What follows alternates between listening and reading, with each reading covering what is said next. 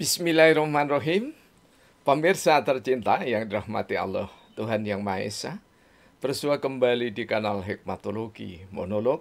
Sederhana mengajak diri kita masing-masing berpikir kian melembut, cerdas, dewasa, bijaksanakan hati nurani, berdasar kitab suci agama kepercayaan yang kita yakini. Tentu upaya serius terus-menerus tak kenal putus untuk menghayati, mempedomani, mengamalkan nilai Pancasila dalam berbangsa bernegara adalah keniscayaan sebagai insan bumi pertiwi. Pemirsa yang dirahmati oleh Allah, di pekan sunyi kalau istilah mahasiswa lama seperti angkatan kami dulu, atau masa tenang ketika menghadapi pemilihan umum kepala daerah. Teringat kami dengan guru kami, tapi sekaligus murid kami. Ya. Saya sebut guru karena memang ketika kami SMP di Desa Sumber Manjing Wetan, tepatnya SMP Pancasila, Kabupaten Malang ya, kami senantiasa mendengarkan suara Mbah Gondo di acara siaran pedesaan RRI Stasiun Malang. Yang kami maksudkan adalah Ki Jati Kusumo. Dan ketika beliau menjadi anggota DPR MPR, melanjutkan sarjana mudanya dari Fakultas Ekonomi Universitas Brawijaya Malang ke tempat kami mengabdi, yakni di Sekolah Tinggi Ilmu Sosial dan Ilmu Politik Waskita Dharma Malang. Beliau seperti mahasiswa lazimnya, kuliah setiap pekan sesuai dengan jadwal yang sudah ditetapkan, dan ketika KKN pun beliau bahkan mengusung ya, Kuartet S untuk sama-sama mengakhiri KKN itu dengan sajian Kuartet S yang legendaris. Waktu itu yang masih yakni Ki Jatikusumo sendiri dan yang lainnya sudah dipanggil oleh Allah, hanya bersama Mbak Nur saja. Nah, apa yang kami sampaikan di Dhamma TV yakni adalah hasrat atau keinginan untuk pemilihan umum serentak. Bahkan pemilihan umum serentak itu sampai dengan pemilihan presiden, wakil presiden serentak itu dalam pengertian dalam satu periodisasi sehingga ada kesamaan. Nah, kita tidak berbicara periodisasi, tetapi kami berbicara tentang sistem hikmatokrasi. Ada seorang sahabat, Ustadz Anas Yusuf, bertanya, apa sih Ustadz hikmatokrasi itu pengertian sederhananya? Pengertian dasar yang kami sampaikan, hikmatokrasi adalah sistem pemerintahan berdasarkan Pancasila. Kalau agak panjang sedikit, sistem pemerintahan berdasarkan hikmat kepada Pancasila. Mengapa? Karena Pancasila adalah dasar negara, sekaligus ideologi bangsa. Silahkan bagi yang tidak sependapat, terutama berkaitan dengan ideologi. Nah, di saat musim tenang, masa tenang, tidak ada kampanye seperti ini, ada baiknya kita untuk mendudah kembali ya, catatan-catatan lama. Ya. Ini catatan lama. Tentang apa? Tentang pedoman melaksanakan pedoman untuk melaksanakan amanat penderitaan rakyat. Jadi sungguh kalimatnya sangat menyentuh hati, ya, judul ini. Pedoman untuk melaksanakan amanat penderitaan rakyat. Jadi yang diutamakan jika berpedoman pada naskah dokumenter ini adalah penderitaan rakyat. Jadi rakyat yang menderita itulah yang diutamakan. Kalau kita kontraskan dengan era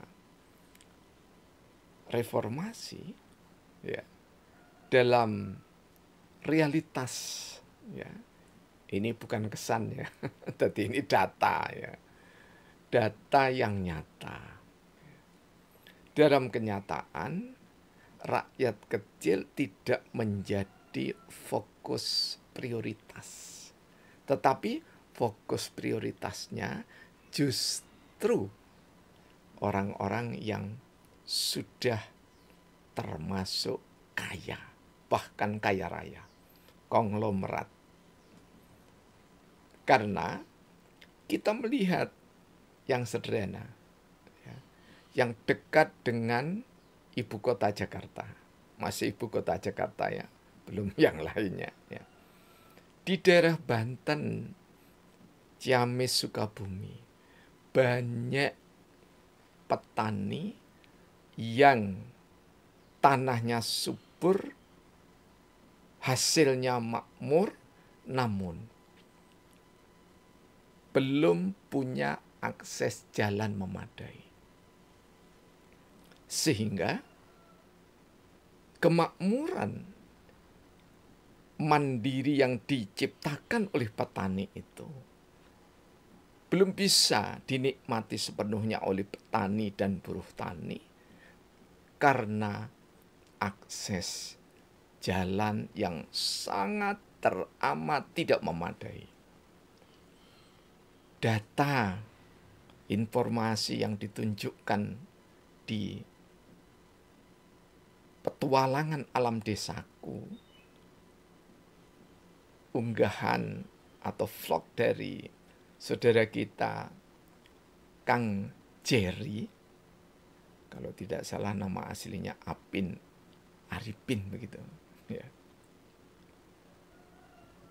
Ini benar-benar nyata, ya. Karena itulah Guteh, ya, saudara kami dari ujung Jawa Timur tertimur, Pulau Madura, yakni Sumeneb. Kalau tidak salah beliau mungkin ada di Kangean sana aslinya.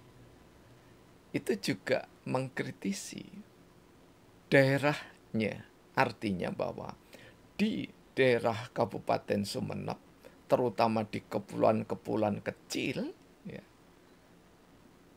itu masih belum terjangkau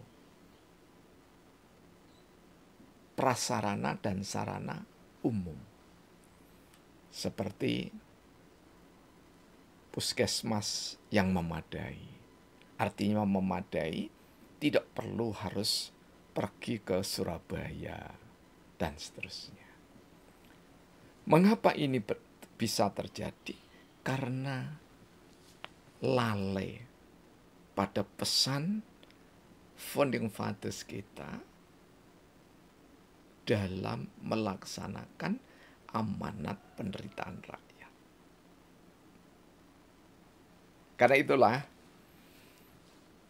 kami bukan Soekarnoisme, juga bukan Soehartoisme, dan tidak isme-isme yang lain. Karena isme dalam pandangan kami tidak saja menyaingi agama dan kepercayaan, ajaran Tuhan Yang Maha Esa, tetapi lebih dari itu seringkali mengkooptasi, mereduksi ajaran-ajaran agama dan kepercayaan di Indonesia bahkan dunia, sehingga isme itu menjadi sesembahan. Ingat, sesembahan itu tidak harus menyembah begini-begini, tidak, ya, tidak harus sujud-sujud begitu, tidak. Tapi menyembah di sini dalam pengertian postmodern atau kesekjagatan, yakni adalah kepatuhan dan ketaatan pada satu sistem di luar sistem yang digariskan secara dasariah oleh agama yang ada di Indonesia dan kepercayaan yang ada di Indonesia. Yang semuanya itu titik kulminasinya ketika kita berbangsa dan bernegara ada di dalam Pancasila. Karena itulah kami mengingat kembali tentang 3 doktrin Indonesia. Bahasa ketika era Bung Karno itu doktrin. Kalau bahasa kita, rencana strategis ataupun istilah lain yang Anda sampaikan. Rencana strategis apa, doktrin apa yang disampaikan ketika zaman Bung Karno? Yang pertama atau biasa disebut juga trias politika Indonesia. Yang pertama adalah Pancasila. Yang kedua demokrasi terpimpin. Dan yang ketiga adalah golongan karya. Dan golongan karya itu 14 tahun sebelum proklamasi kemerdekaan sudah dilahirkan oleh Soekarno sendirian. Ya. Dan golongan karya yang dimaksud itu adalah pengelompokan profesi rakyat bangsa Indonesia ini sehingga kelak partai-partai mulai dari partai Gurem ketika itu di zaman Soekarno sampai partai Gajah itu nanti melebur menjadi golongan karya, dan golongan karya itu bukan golongan karya versi Pak Harto. Tapi golongan karya versinya Bung Karno itu adalah pembidangan sistem partai politik secara profesional. Inilah yang harusnya kita tunggu. Ya. Ini ada di halaman ke 2491. Ini kami ingat dengan guru kami, Kiai Muda, Kiai atau Gus Hadi Susyono Panduk, Banten. Ya. Karena apa? Kalau mengutip, jadi kalau ulama NU mengutip itu harus dengan tahun dan halaman. Kalau hadis harus dengan nomor hadisnya. Ini kami coba sekali-sekali itu niru Gus Panduk gitu ya. Mengikuti ya karena guru kami itu ya. Ya. Guru kami jarak jauh tetapi sangat dekat dengan hati kami. Karena semua orang adalah guru-guru kami ketika beliau itu menyampaikan satu kata hikmah berpedoman pada kalimatnya Sayyidina Ali. Nah, pemirsa, evaluasi kita senyampang kita masih dalam proses pekan sunyi atau minggu tenang, tidak ada kampanye, maka mari kita pikir kembali ya, dan mari kita saling bahu-membahu untuk mewujudkan sistem partai politik Indonesia berbasis hikmat kebijaksanaan dalam permusyawaratan perwakilan. Karena Indonesia yang besar ini tidak mungkin kita melakukan musyawarah langsung. Menjadi sungguh menggelikan jika ada proses pemilihan kepala daerah sampai presiden dipilih langsung oleh rakyat tanpa jalan musyawarah.